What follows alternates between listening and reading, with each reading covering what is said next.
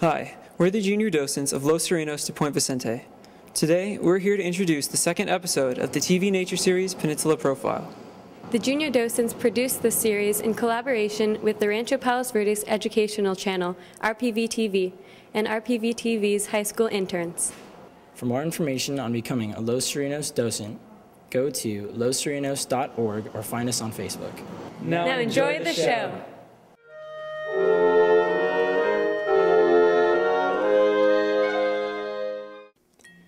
You may know fossils to be a footprint in some rock. In many cases, this is true, considering that a fossil is what's left of plants and animals that once lived millions of years ago. These living things have remains, usually bones or shells that are imprinted in rocks. There are three types of rock: igneous, metamorphic, and sedimentary. But only sedimentary rocks are home to fossils. The most common types of sedimentary rocks are limestone, shale, and sandstone. When an animal or plant dies, its remains lie in sediment. Through lots of pressure and time, these sediments morphed, creating a unique stone that is left with the imprint of the remaining organism. But not all fossils form immediately. There are several types of fossilization that include freezing, drying, burial, carbonization, petrification, molds, tracks, and casts. The most common types of fossil come in the form of molds and casts. The process of molding begins when certain materials, like shells, lie in sediment until layers harden, forming a mold around each object. Later, the organic material decays and disappears, leaving the natural mold. This can also give paleontologists a general idea of what many animals look like before extinction. Casts are the remains of animals that may have been preserved from natural sediments that harden and retain the features of once living animals. This is also used as a complex piece of evidence in the process of carbon dating. Carbon-14 dating is a method used by historians and scientists by relating different layers in the earth and using evidence, such as fossils, to create a figurative timeline with artifacts from different eras. It is sometimes hard to tell what time period a fossil may come from due to the constant recycling process of the rock cycle. This process keeps the rock in a slow but constant revolution of recreating rock, using heat and pressure, and this can either help or destroy the creation of fossils. As rock regenerates under the tectonic plates of the earth, ground and pieces of geologic evidence are lost. However, the creation of new rock can bury animal and plant life and form new fossils. Some say that the most famous fossil of them all is the Megalosaurus. This was once originally thought to be a giant human who once roamed the earth. After considerable speculation, scientists thought this to be an unlikely candidate for the mystery animal. It was unearthed in England in 1676 and was identified as a dinosaur in the 1800s by a paleontologist named Richard Owen. Due to fossils, researchers now have a good idea of what kinds of animals roamed the earth in the land before time.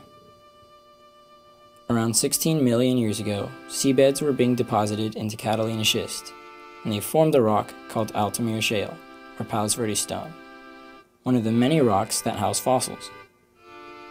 Altamira shale was formed during the Miocene epoch. The two main geologic ages found in Palos Verdes are the Pleistocene and the Miocene. The Miocene being 14 to 16 million years old, and the Pleistocene being 50,000 to less than a million years old. Along the Palos Verdes Peninsula, there have been many fish, scales, shells, small creatures, and whale bones that have been fossilized and cemented into rock. Most of the animal fossils include fish, whales, seashells, and giant sharks. There are two types of fossils, depending on what kind of organism remains they used to hold: vertebrate fossils and invertebrate fossils. Vertebrate fossils being bones and teeth. The other kinds of fossils, invertebrate fossils, come from plants or animals that didn't have bones. Seashells are the most common. Soft body parts rarely fossilize. Usually only the hard parts of animals like shells and teeth and bones become fossilized. However, feathers, fur, and skin have also been found. Trace fossils are the signs that organisms were once present. Trace fossils can be tracks, footprints, trails, burrows, nests, leaf impressions, and feces. Great places to look for fossils around the peninsula include Ladera Linda Community Center, In the Upper Lanada Bay area in the early 1990s, Jim Madden, a construction contractor, found a shark fossil and loaned it to the Point Vicente Interpreter Center. The large fossil of the mako shark can be found in the Coastal Cave Replica exhibit, depicting the remains of the fossil found in none other than Palos Verdes. We're here with Joe Koch, and he's here to tell us a little bit more about fossils. So Joe, I know about carbon-14 dating and that it's used to tell scientists when animals used to live, but can you tell us more about the process and how it's used to bring animals back to certain eras in time? Sure. What it does is all animals, when they're alive, they take in carbon, you might say, and they have a actual amount of carbon in their body. And then when an animal dies, the carbon decomposes and basically leaves the bones or teeth or whatever. And then scientists can get a sample of a bone or tooth or wood, and they can actually burn it and then get the amount of carbon that's left in the specimen. And by doing this, they can determine the age, because of about 50,000 years is a half-life of carbon. So if there's only 50% left in there, it's about 50,000 years old. What exactly are index fossils? Index fossils are fossils that have a certain time range in their lives. Like trilobites lived, from the Cambrian to the Permian. And so if you find a fossil rock with a trilobite in it, it's within that time range. What's nice with other index fossils, if they have another range that laps into the trilobite age, you can take it down even a closer date. So they're fossils that have a very limited or certain range, and they're called index fossils.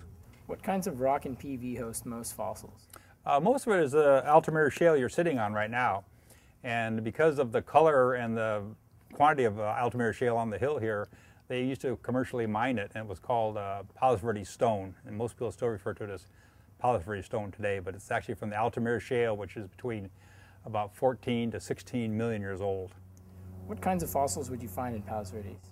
Well, Palos Verdes has actually two ages. The Miocene with the Altamira shale would be the oldest, and it's between, like I say, 14 to 16 million years old. And it's all marine deposits. Many of the animals are similar to what you find living in the ocean today. There's whales, dolphins, fish, all the stuff found today. The only exception are the whales were smaller during the Miocene, and of course sharks were larger, and we have some very large shark fossils to show that.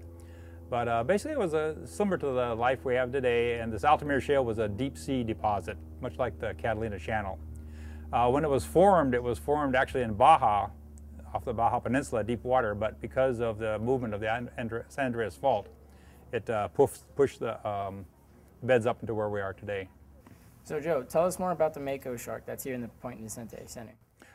This is an incredible fossil. It's in the Altamira shale. Like I say, it's between 16 and 14 million years old, and it's one of the best fossil sharks probably in the world. It's the giant mako, which is it's extinct now. It doesn't live today, but it's the one that evolved into the white shark we have of today. And this specimen is incredible because sharks have cartilage, and usually when they die, it decomposes. And this thing not only has the teeth, the cartilage, the vertebrae, but has a fin imprint and wrinkled skin too. So it's an incredible. It's one of the best fossils in the world of a mako shark. I understand that it came from Baja. How exactly did it get here? Well, it was deposited in Baja millions of years ago, but because of the movement of the San Andreas Fault, it brought the beds up to where we are today. All right, thanks, Joe, for coming down here and talking a little bit more about fossils with us. Louis, it's been my pleasure. Thank you.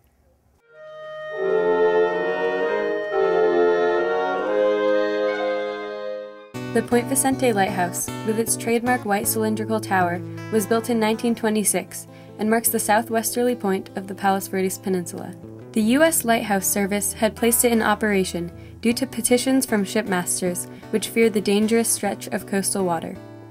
The tower was built on 8 acres deeded to the U.S. Lighthouse Service by the U.S. Army. After the light was completed, it was the brightest beacon in Southern California. It is known today as Point Vicente, but over 200 years ago, Captain George Vancouver named the area Point Vicente after his good friend Friar Vicente of the Mission Buenaventura. In the early 1930s, the Pacific Geographical Society renamed the light Point Vicente, and in 1939, the U.S. Coast Guard took over the lighthouse operation. To the mariner, the Point Vicente Lighthouse serves as an aid to navigation, with its placement on the northern end of the Catalina Channel. The powerful Fresnel lighthouse lens was made in France in 1886 and is named after its inventor, French physicist Augustin Fresnel. The lens projects the 1,000-watt bulb 24 miles out past Catalina to help ships safely enter the Port of Los Angeles harbor. As with all lighthouses, the Point Vicente light has its own characteristic flash. It rotates once every 40 seconds, is double-sided, and has 2 bullseyes so the mariner sees it flash 2 times every 20 seconds. This helps the mariners to identify the point, plot their positions, and avoid the nearby rocky shore. During World War II, the 1,000-watt light was replaced by a dim 25-watt bulb, and blackout curtains covered the windows. The coast artillerymen did not want the light to aid enemy navigation. After the war, the 1,000-watt bulb was reinstalled. The Point Vicente light continues to send out its beacon across the Catalina Channel, but the lighthouse keeper has been replaced by an automatic foghorn and electronic sensors that activate the light. The automatic foghorn is activated when visibility is less than 3 miles. When this happens, the foghorn blows every 30 seconds. The grounds at Point Vicente are much the way they were in 1926 when the light was built, but the housing facility is now home to the Coast Guard personnel, and the old foghorn building that once contained the big engine compressor that blew the fog signal has been turned into a small museum. The building, where the lighthouse keeper would stand watch, is now a radio center manned by volunteer civilians who are members of the Coast Guard Auxiliary. Their responsibility is to track distress calls from boaters in the Catalina Channel. The Point Vicente Lighthouse and the small museum are open to the public the second Saturday of every month, except in March, when it is open on the first Saturday of the month for the annual Whale of a Day celebration, co-sponsored by the city of Rancho Palos Verdes and Los Serenos de Point Vicente. For recorded information on visiting hours for the Point Vicente Lighthouse, call 310-541-0334.